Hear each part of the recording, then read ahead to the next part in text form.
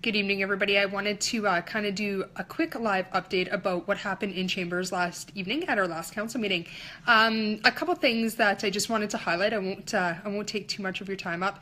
One, we talked about again about that cannabis restrictions that are going to be coming up and what that looks like with our land use bylaw and where those retail stores are going to be located. So it was just basically for information as of right now, but it was told to us that it looks like at most there could be a possibility of kind of 6 retail stores within Cochrane, the way it's set up as of right now.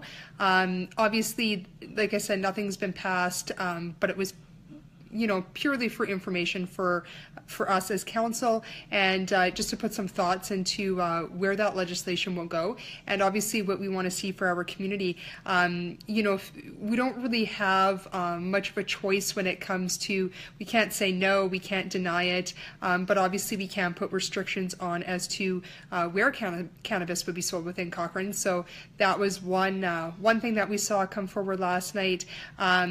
Another issue that we saw come forward was obviously web streaming, and obviously this is a passion of mine because it's technically what I kind of pushed for since the very beginning, and council did approve it. I'm still not necessarily, personally as myself, not necessarily overly happy with the dollars that are being spent, but I do believe that administration did some research into it and looked at to kind of the best angles of what we need to cover. So really our money is going to cover not only the archiving portion of it, but an upgrade to our system and 3 cameras, so that we're not necessarily just going to have one blanketed viewpoint of what council's saying, that we're going to be able to kind of zoom in and shoot in on different aspects of council, which I think will be beneficial. And don't get me wrong, I don't think that 27,000 people are going to be sitting on their couch on a Monday evening watching us and tuning in to seeing what us councillors and mayor are doing in Chambers. But what I am excited about is that it brings a level of accountability to what all of us as councillors do, and also it's going to give you the ability to timestamp, so you're going to be able to go back into the agenda, and if you wanted to know exactly what decision was made and why that decision was made, you're going to be able to kind of hone in and tune in on that one part, and you're going to be able to pull it out, and you know what, I think that will be very valuable.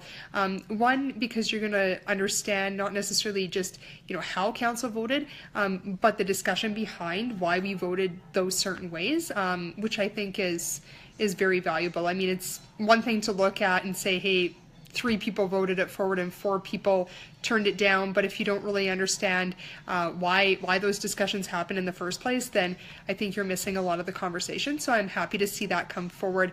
But like I said, I would have hoped that maybe that money could have come down a little bit more, but you know what, I'm going to put my faith that administration did the best that they could in getting those quotes. So that should be implemented. We're assuming kind of 6 to 8 weeks is what that turnaround is going to look like. So, just think by a couple months from now, you're going to be able to kind of tune in and see what we're actually discussing live in council chambers, which would be kind of exciting.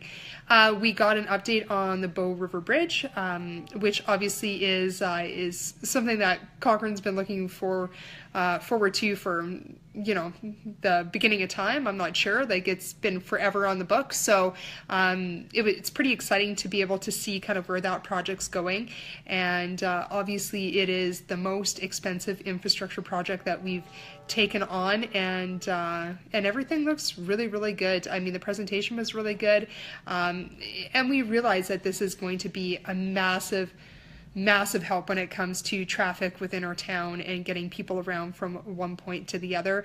It is only going to be built out right now for 2 lanes, but the 4-lane option is going to be kind of ready to go when we need it, I guess you could say.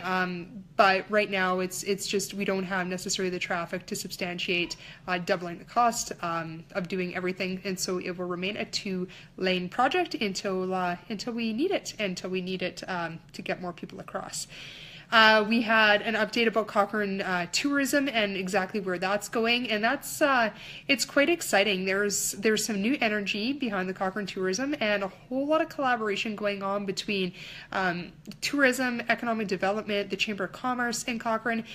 So it's pretty exciting to see some of the plans that are unfolding and the energy of the group and exactly where they can see tourism going. I mean, obviously, from somebody who has organized large-scale events, I'm quite excited to see this whole group have a whole new energy, because obviously we realize that people don't necessarily come to Cochrane to stay for a long extended time, but we have lots of great things here that we offer during the day, and so I'm very hopeful that that, you know what, we kind of push those things, and maybe we look for different ways to market ourselves. I mean, we have a huge biking community here, and you know, a huge BMX community. I mean, who knows where we could start to take ourselves and maybe highlight some different areas to bring more people to our wonderful community.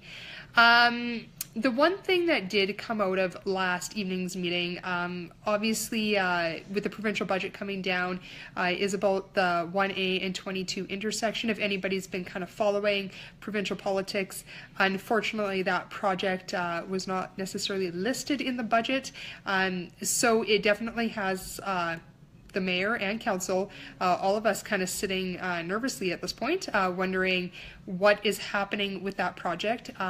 But I can assure you that mayor and council were on it, and obviously we're going to be advocating strong to make sure that that intersection definitely comes through, because you know, for all of us, you know, we're very hopeful, but as of right now, it sounds like they're you know, it's not necessarily off the books, but it's not necessarily on the books, and so we're going to do our part to make sure that we advocate hard for that. So anyways, that's kind of what came down out of council chambers last evening.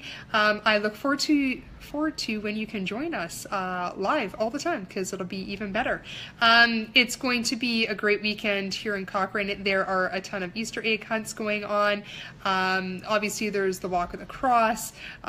We have a ton of different religious organizations. If you're religious, I mean, there's something for everybody. So I hope that you all enjoy a great long weekend out there in Cochrane, and you know what, go feast on lots of chocolate, because there's lots to be found. Anyways, have a great week, everybody. Thanks.